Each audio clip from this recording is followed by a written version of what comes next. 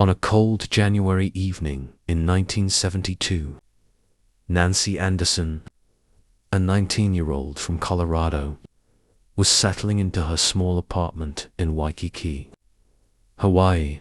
She had moved there just a few months earlier, looking for a fresh start. It wasn't her first time away from home, but it was the first time she had ventured to such an exotic place. She'd found a job at McDonald's, made a few friends, and was slowly building a life for herself in the beautiful islands. But that night, January 7th, Nancy didn't make it to work the next day.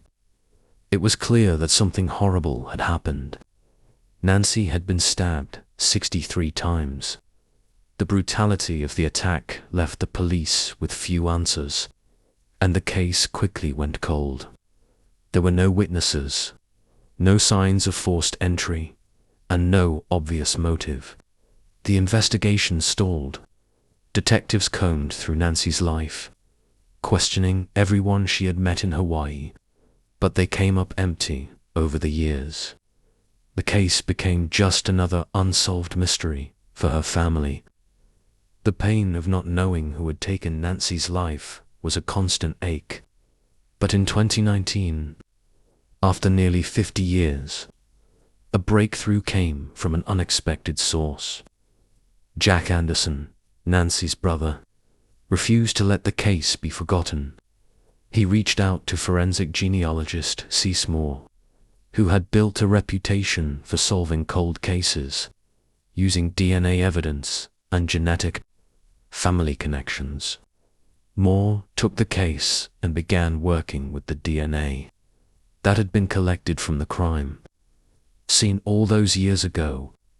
After months of research, Moore's team made a stunning discovery. The DNA from the crime scene didn't just match anyone.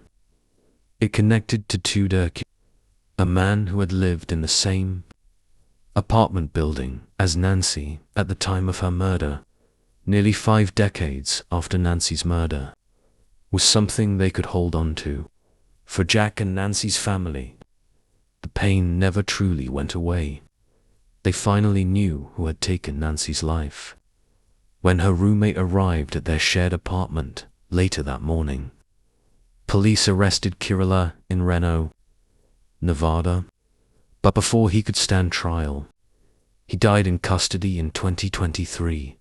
For Nancy's family, the news was bittersweet.